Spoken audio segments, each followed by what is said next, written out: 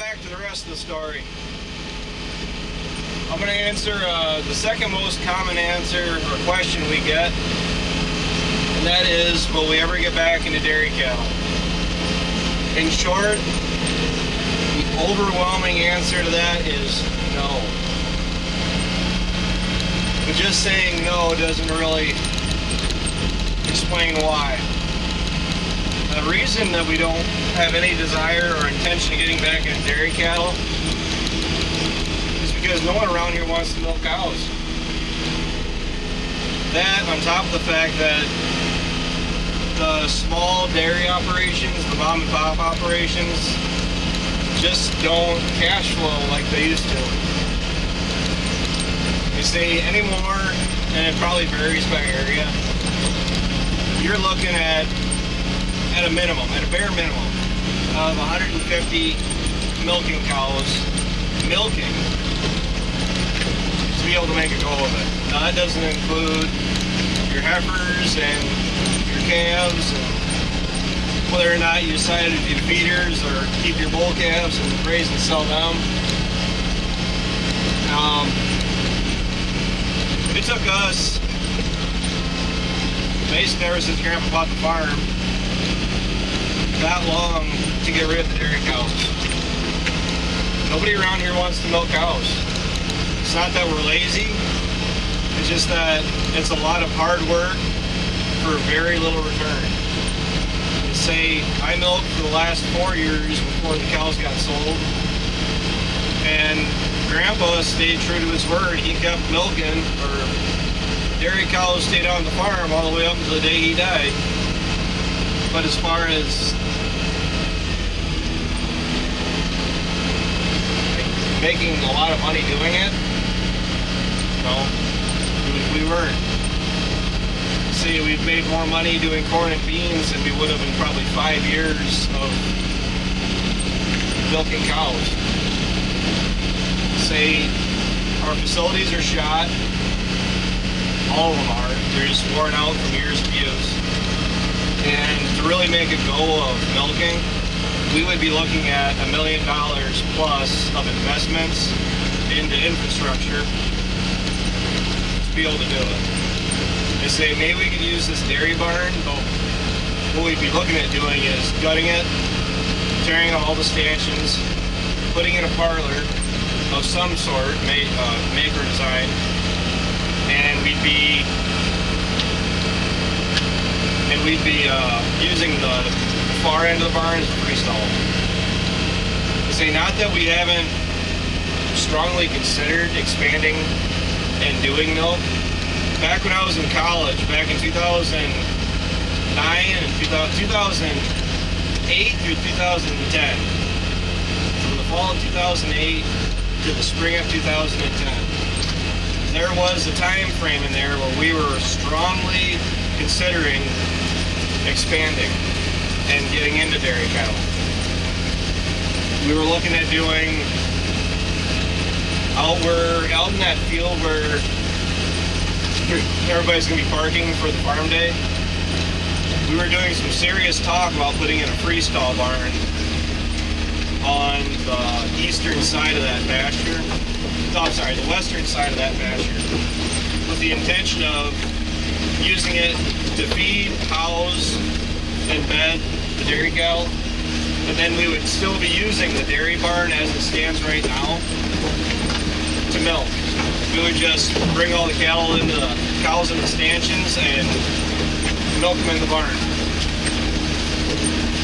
And gradually over time, we would build a new parlor out attached to that freestall, which is what I guess a lot of people are doing.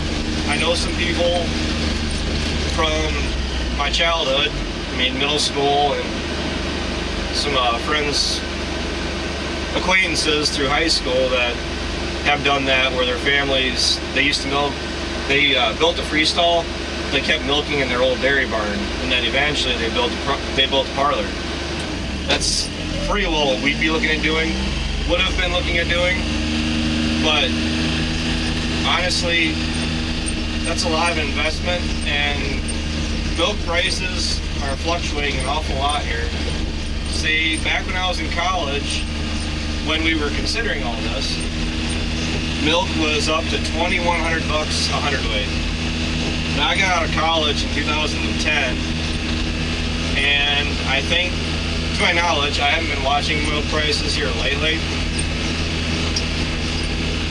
but I think for 2017, I heard that milk price was supposed to get up about $1,700 a hundredweight for a yearly average for the year of 2017. I think that's the highest milk prices have been in this area since 2010, since before I even was milking. So, because when I took over milking in 2010, milk prices were already on the decline. And I tell you what, none of us want to be married to the farm 365 days out of the year. And granted, it'd probably be me that would be here 100% of the time, as far as taking care of the cattle and feeding and everything. And you know what? There's more to life than being married to dairy cattle the rest of your life. They say we wouldn't be hiring any Mexicans or any outside help to be milking. It would be family run. That is what our intentions are as our farming operation is. We don't plan on having to hire much of any help than what we already do. I mean, we custom hire our fertilizer and our spraying, and we custom hire our grain hauling. Now, I'm going to be honest, our grain hauling, I could see us taking over that to a degree down the road here, but I could see us buying another semi or a straight truck before I see us buying a sprayer of any way, shape, or size and putting on our own chemicals. That's just how it is. Milking cows, there's a lot of stress to it. I mean, my grandparents did it since the 50s. I mean, that's all they ever really did. We will not get into hogs. Similar reasons, other than the fact nobody around here can stand hogs. Say we're doing what we want to be doing. We are raising grain crops, row crops, corn and beans. We raise some alfalfa. We are expanding into the beef side of life. Say probably when it's all said and done, we'll have about 200 head of cattle. And then we will be raising more alfalfa by necessity. And I'm going to keep raising bottle calves yearly. Maybe not as heavily during the summer, but during the winter, I definitely see raising bottle calves because it's freezing cold out. I can raise between 50 and 100 head of calves in the dairy barn out of the weather. And it's pretty comfortable in there, taking care of them. But to say there just really is nobody around here that has any desire to milk cows again.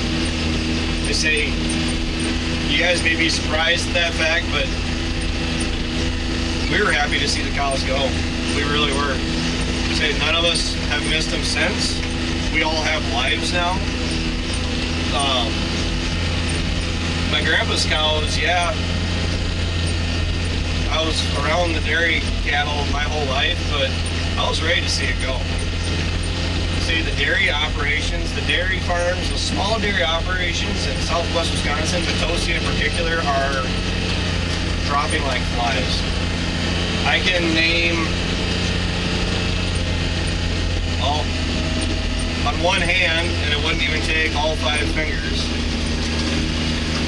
to list the dairy farms, the small dairy farms in Potosi. I'm going to say another one just sold out.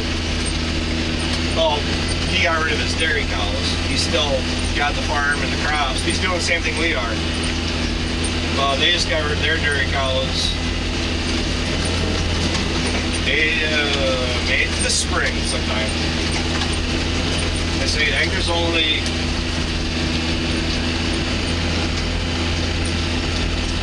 I'd say immediately 3. I could say up to 4 dairy operations still going in this area. And the reason I can say 4 is because the one I'm thinking of is out. It's between us and Lancaster. And I went to school with them, so I guess you could say they're Potosi. No, small dairy operations just aren't the way of life. I mean, they don't cash flow, and that's all that matters anymore in this day and age is cash flow.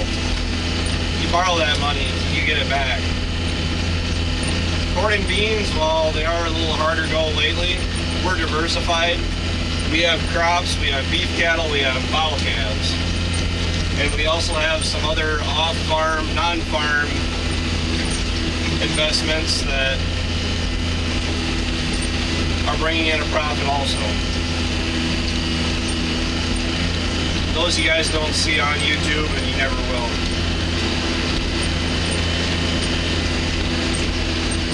But it's, everybody's curious, we're not going back to dairy cows. We won't. I guarantee you that. We're not going to go into hogs. Corn and beans are the way of life around here. Our farms, we're not pushing our farms to capacity as far as beef cattle goes. See, my place is underutilized at the moment, but for those of you that have been watching my channel long enough, you already know I got some plans in mind for this fall, depending on how this fall goes. I'm looking at buying a bunch of red Angus heifers to grow up and raise for stock cows. But we're really starting to gain momentum since 2014, because that's when my grandpa passed. And that's when we started farming on our own. And I say we're gaining momentum the farther we get away from 2014. And I say things are looking up for us, even with prices of grain where they are. Hope you guys enjoyed the ride. Hope you guys enjoyed Hank riding in the back. Seems like he's too lazy to follow me. But you've been watching the rest of the story. Story time with Travis. But I'm gonna go cut some hay. So take care, take it easy, keep in touch. Appreciate you guys riding along.